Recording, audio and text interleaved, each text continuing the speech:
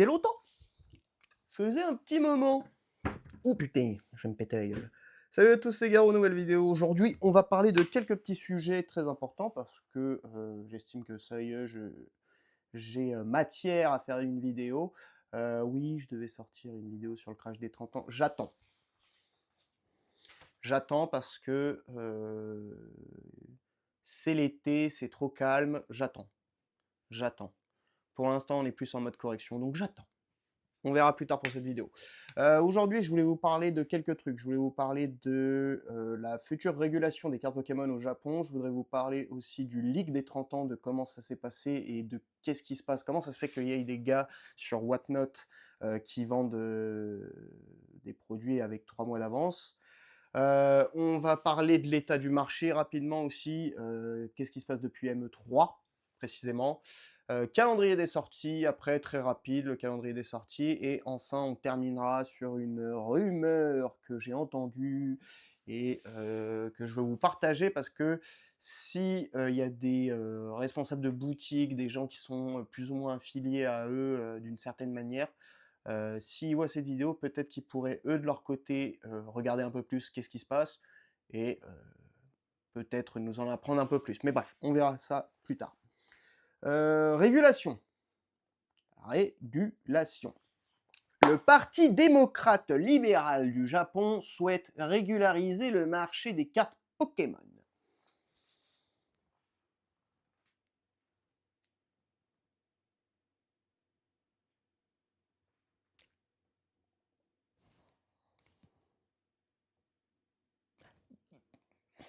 Il y a 8 vieux pour 2 jeunes dans ce pays. Depuis les années 2000, le pays se pète la gueule. Tout le monde pète un plomb avec leur façon de travailler parce que c'est de l'inhumain. Hein. Je vous invite à regarder l'industrie du manga et de l'anime pour comprendre de quoi je parle en termes de conditions de travail. Les mecs font des siestes sur leur poste de travail tellement ils n'ont pas de temps. Mais il faut s'occuper des cartes Pokémon. Comprenez, il faut s'occuper des cartes Pokémon. Attends, c'est une industrie milliardaire. C'est une industrie de 2 milliards de dollars. Mais il faut la régulariser, c'est important. Alors, pour info, pour ceux qui ne savent pas, le Japon, en termes de régularité, de régularisation, pardon, ce sont des cancres, ce sont des clowns. Je vous invite à regarder ce qui s'est passé en 2016 avec le Bitcoin.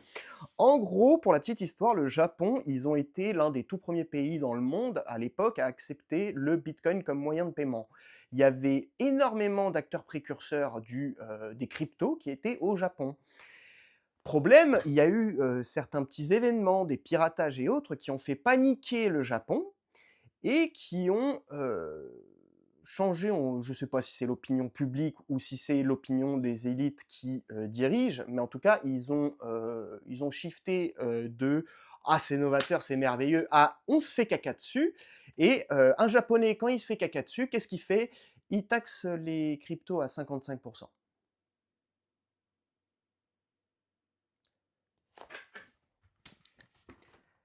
Les actions au Japon sont taxées à 20%. Crypto, 55%. Alors, je vous spoil la suite. Ça s'est cassé la gueule, tout le monde s'est barré aux États-Unis.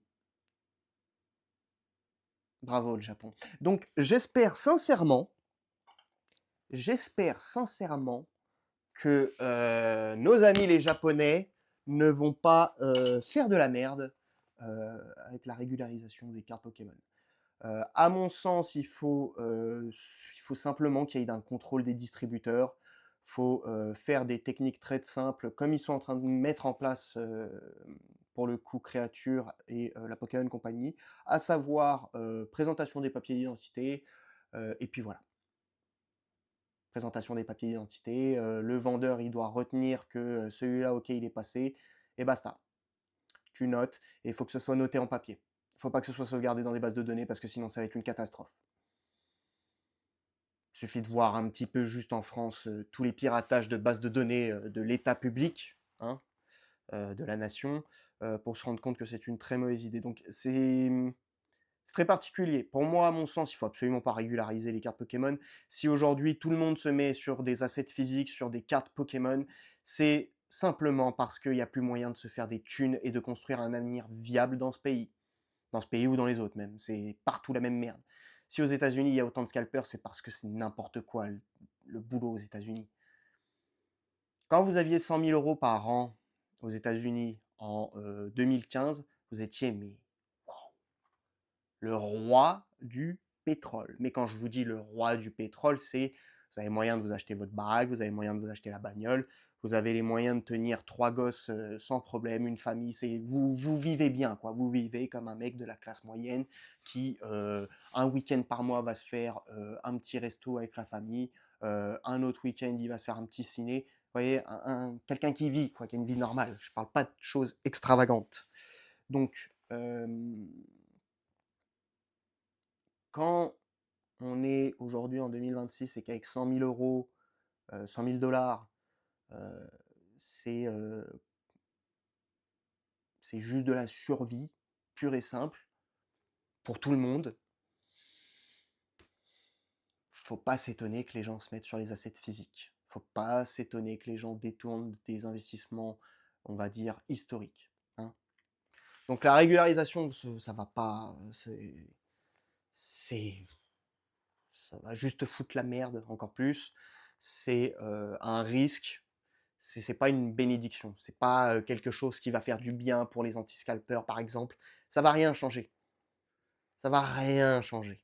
Les scalpers, les gros, les gros, ceux qui, je vous parle pas d'acheter 2-3 ETB, je parle de ceux qui vont acheter des 10, 20, 30 000 displays, 30 000 ETB, des gros comme ça, eux, ils trouveront toujours la combine. Ceux sur les plateformes de streaming qui vendent avec 4 mois d'avance, ils trouveront toujours les combines. Après, ça, on a de la chance au Japon, il n'y a pas de leak véritablement. Il y a des leaks, mais il y a des leaks une semaine avant, si vous voulez. Il y a les leaks des sets une semaine avant, 3-4 jours avant la sortie du set. C'est pas 3 mois avant. Donc ça va. Donc la régularisation, voilà, ça me fait très peur. L'info, elle est sortie la semaine dernière, il me semble. Ou ouais, l'info la semaine dernière. Donc c'est le parti démocrate libéral japonais qui porte ça. On verra comment ça se passe, on verra ce qu'ils vont faire. Quand je me suis renseigné sur ce qui s'était passé avec les cryptos et avec la première régularisation, ça me fait très très peur. Ça me fait très très peur parce qu'ils ont agi vraiment très très vite, sous la panique, et ils ont fait de la merde et ils ont ruiné tout le marché des cryptos au Japon. Donc j'ose espérer qu'ils ne feront pas les mêmes erreurs avec les cartes. Donc voilà, on verra bien. Maintenant, le leak des 30 ans. Le leak des 30 ans, ça enregistre bien. Vérifier quand même, ça enregistre bien. Oui, ça enregistre bien. Le leak des 30 ans. Le leak des 30 ans, le leak des 30 ans. Donc, toutes les cartes ont leaké, le set est un banger. Hein, c'est incroyable le retournement de chemise là. Oh, le set est merveilleux. Une semaine avant, oh, c'est de la merde, pourquoi ils ont fait un Mew et un Mewtwo comme ça, 30 Pikachu. Une semaine après les leaks, oh, c'est le meilleur set. C'est un set de qualité. Aïe, aïe, aïe. Bref, on va pas en parler. Néanmoins, on va parler d'un truc qui est très important. C'est les leaks. Alors, je vais spoiler, je vous préviens. Donc, si vous voulez pas être spoilé sur les 30 ans, quittez la vidéo. Concrètement, on a eu le leak d'un nouveau Mew. Rien à voir avec le Mew lumière qu'on avait vu. C'est un Mew complètement secret, avec même pas un stand 30 ans, noté B sur RGB, en termes de notation de carte, donc de numérotation. Alors, pour l'instant, des infos que j'ai pu récolter à droite à gauche, et de ce que je comprends, personnellement, tant que j'en vois pas une seconde dropper, je me garde une partie de la tête où je me dis c'est fake. Qu'on soit bien d'accord.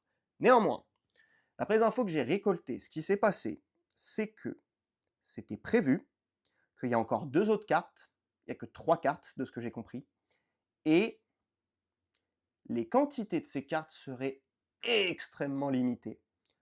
On est presque sur du serialized, des cartes sérialisées. Pour ceux qui ne savent pas ce que c'est que les cartes sérialisées, Magic fait ça, Topps fait ça. Ce sont des cartes numérotées.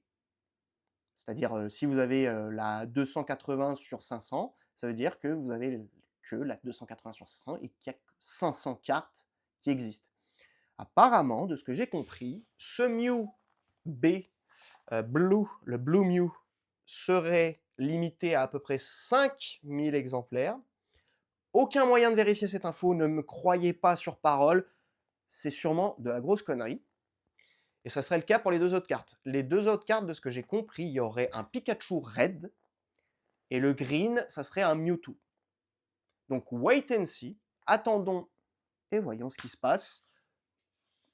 Mais voilà, c'est une grosse surprise personnellement. C'est une énorme surprise, j'aurais jamais cru un seul instant que Pokémon serait capable de faire ce genre de surprise.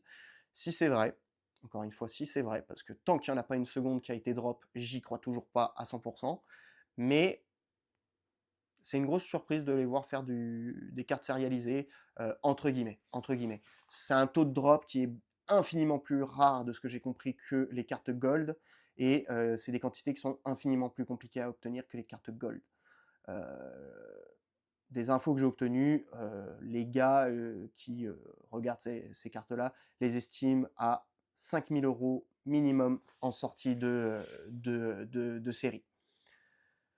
Donc, très surprenant, ça va être très intéressant à regarder ce qui va se passer, voir est-ce que c'est juste pour les 30 ans ou est-ce qu'ils vont réitérer l'expérience. C'est spécial, c'est particulier. C'est particulier. La carte fait très fake. La carte elle fait vraiment fake, mais en fait le problème c'est que j'avais déjà entendu des rumeurs qu'il y aurait des cartes sérialisées Pokémon déjà il y a quelques mois. Et si ce Mew Blue se confirme, ça veut dire que la rumeur que j'avais entendue il y a quelques mois est véridique et du coup, voilà quoi, c'est véridique, bref. Donc c'est particulier, j'aime pas personnellement la carte, mais l'info à retenir, voilà, c'est qu'il y a des cartes visiblement sérialisées maintenant dans Pokémon, même si c'est pas brandé tant que tel, le fait que sur, je sais pas moi, 500 000 ETB imprimés, 600 000 coffrets classeurs imprimés, etc. S'il y a que 5 ou 10 000 cartes, faudra faire les taux de drop et machin et tout, mais bon, c'est un gros truc. C'est un grand changement, c'est une grosse nouveauté. Je vais me péter la gueule sur Pokémon, donc c'est à analyser.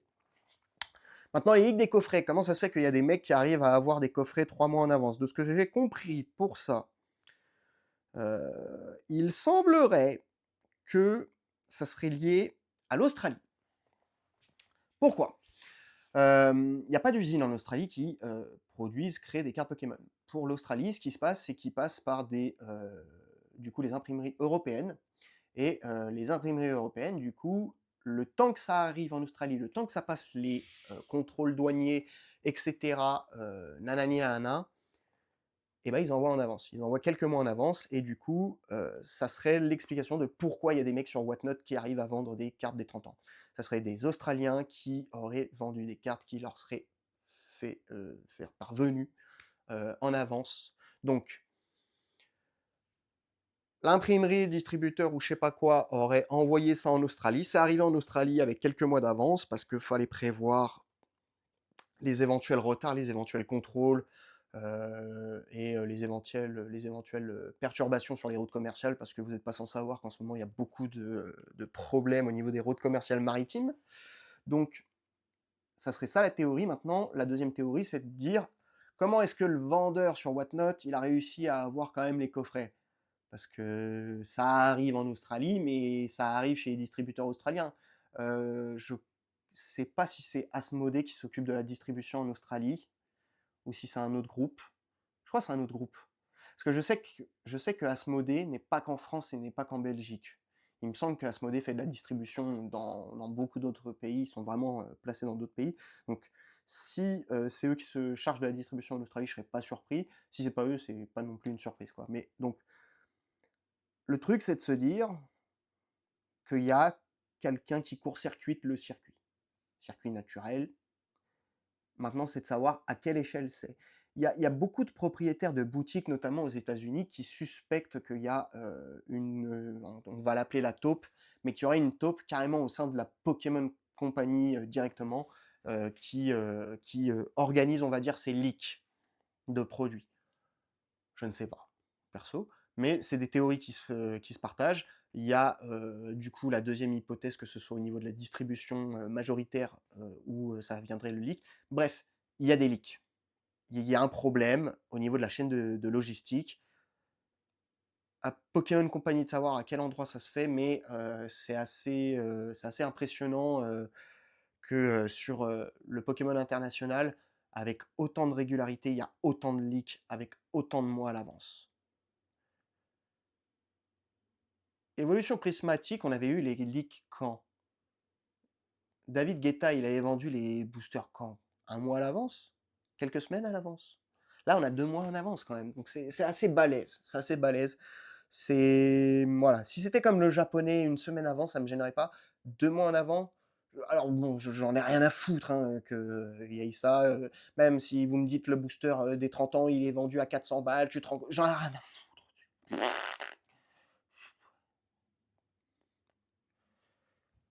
Et ils vendent à 400 balles, qu'est-ce que j'en ai à foutre? Qu'est-ce que j'en ai à foutre? Qu'est-ce que j'en ai à foutre? Tant mieux pour le gars.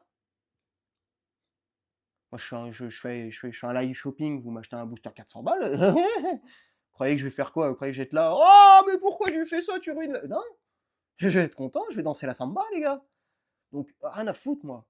Moi, le problème, c'est plus la chaîne d'approvisionnement, la frustration que ça crée auprès des fans. J'en ai tellement rien à péter. Non, moi, ce qui me pose plus problème, c'est que ça va causer des problèmes dans le pricing du marché et le pricing des cartes, où si le gars il drop le Mew Lumière et que comme il a 2 mois d'en avance, le Mew Lumière il est à 2000 balles alors qu'il devrait être normalement à 500 balles, et que quand le set sort, au final au lieu d'être à 500 balles, la cote qu'on pourrait se dire, et bah, au final en fait il descend qu'à 1000 balles. Vous voyez, c'est ce genre de problème de cote que ça pourrait créer, et donc c'est plus ce genre de choses, c'est plus dans ce genre de truc que ça me gêne.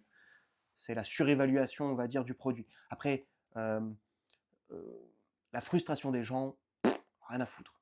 Vraiment, comme vous le savez, moi,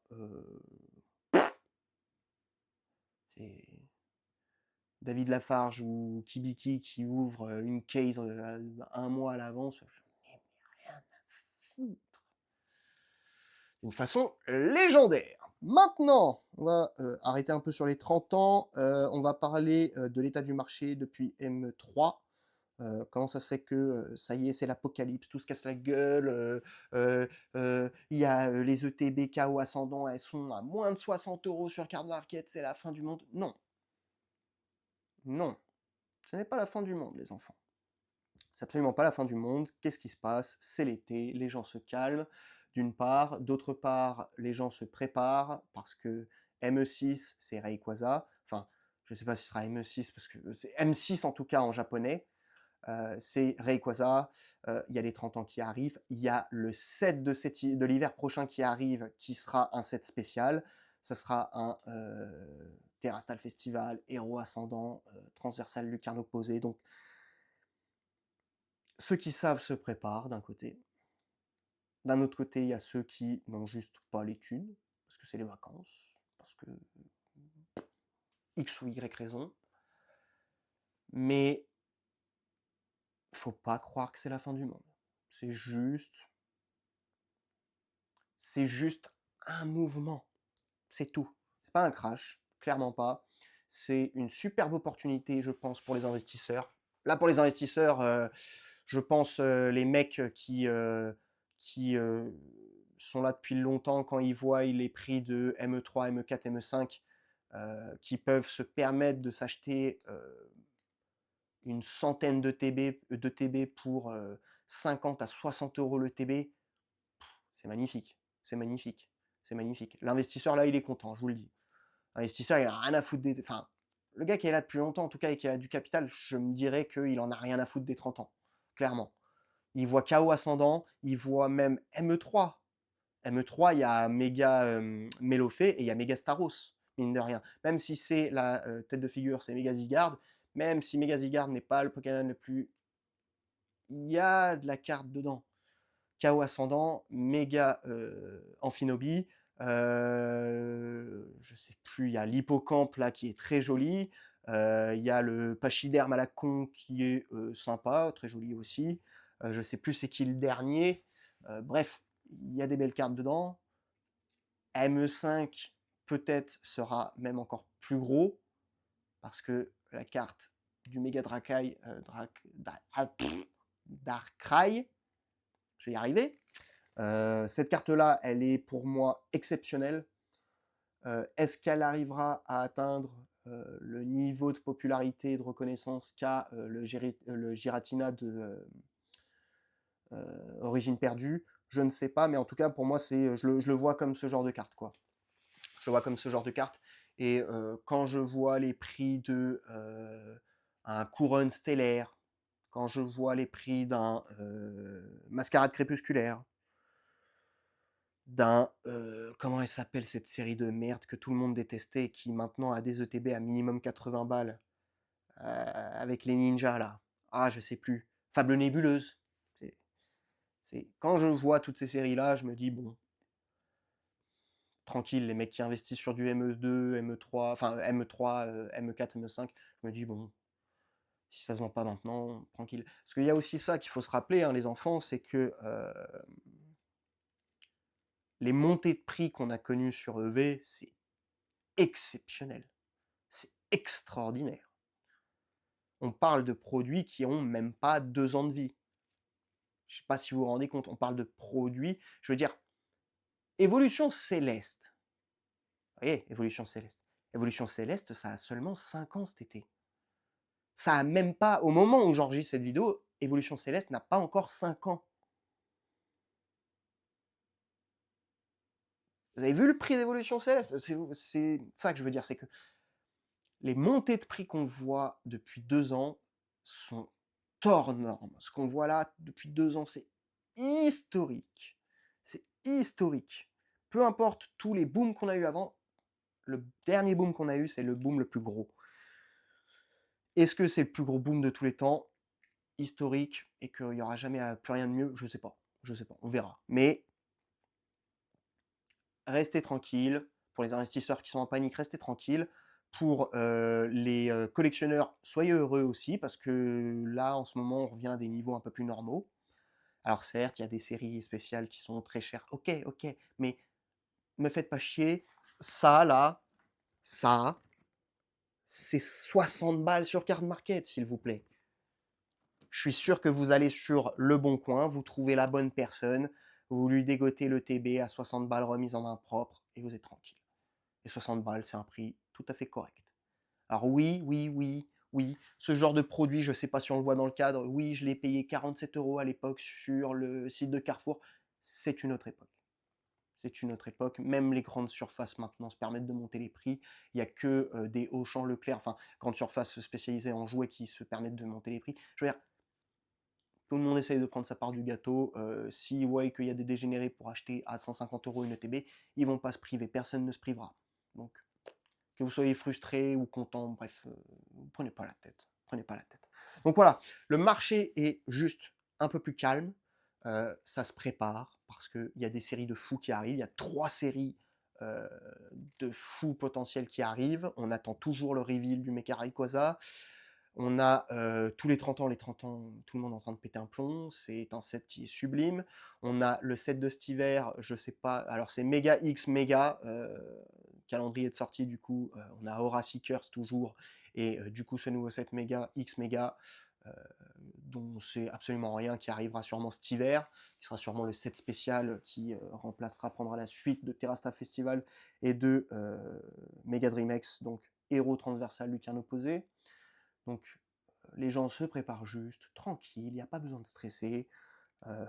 Ceux qui ont acheté des ETB et Case et compagnie sur des sets qui aujourd'hui ne montent pas, prenez votre mal en patience. Prenez votre mal en patience.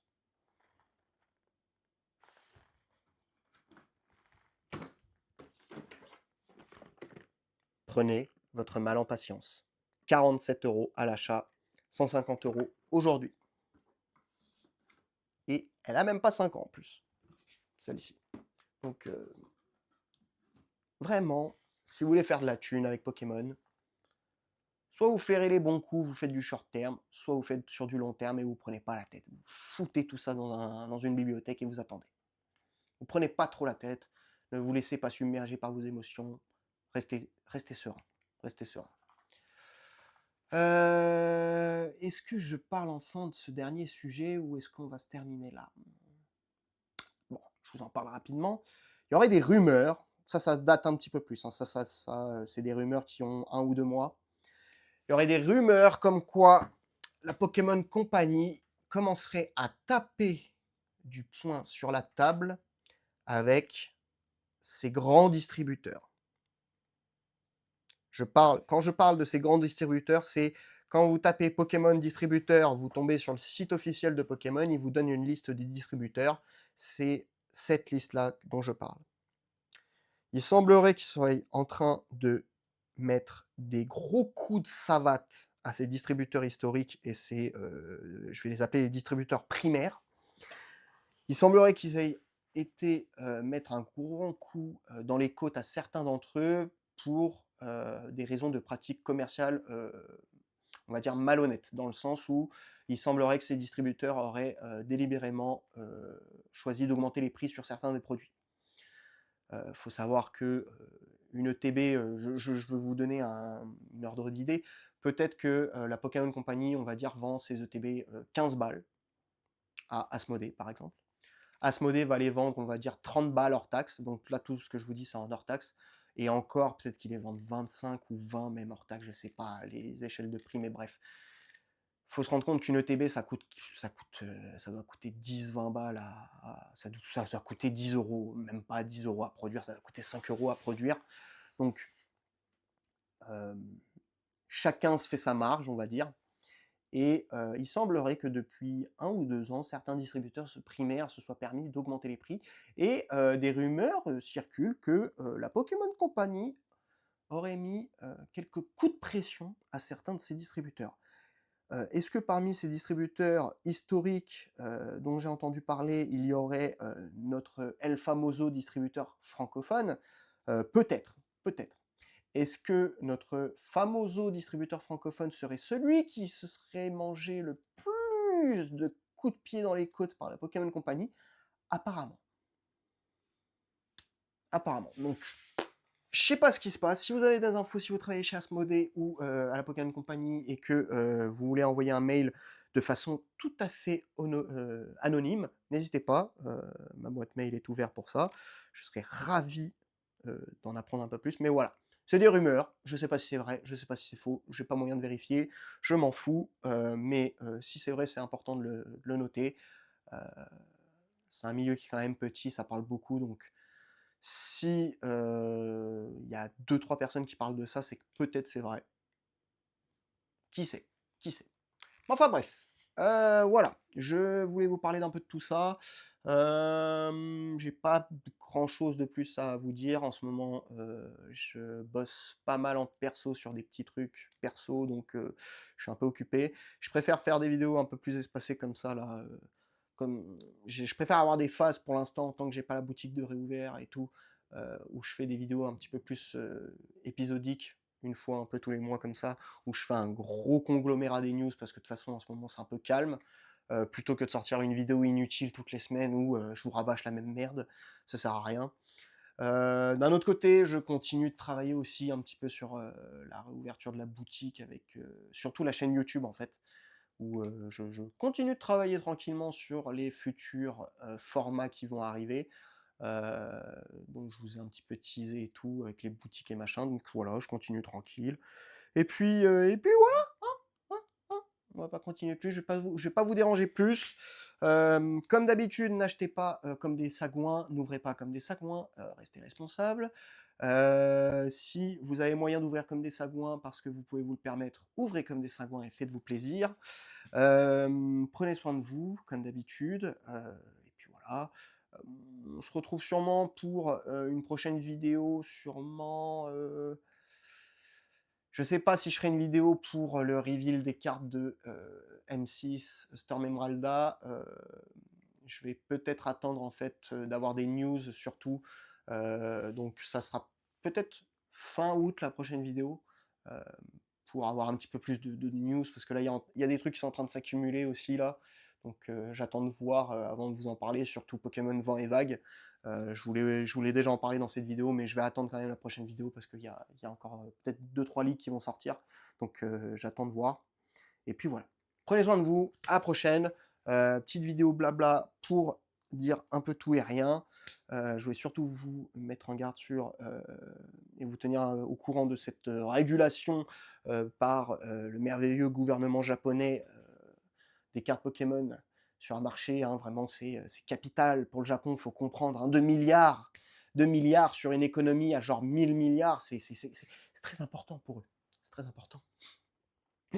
Quelle connerie, j'ai très peur, j'ai très peur. En tout cas, ils avaient formulé, les politiques avaient formulé qu'ils ne voulaient pas faire la même erreur qu'ils avaient fait avec les cryptos, donc on verra bien, on verra bien. Et puis enfin, le leak des 30 ans, je vous ai donné les news que j'avais sur le New RGB. Wait and see, pour l'instant, je crois toujours que c'est 50-50, un fake ou réel. J'attends d'en avoir un deuxième pour définitivement dire que ok, c'est réel, il n'y a pas de problème. Pour l'instant, dans un coin de ma tête, ça reste possiblement un fake. Donc voilà. Prenez soin de vous, à la prochaine et gare aux cartes.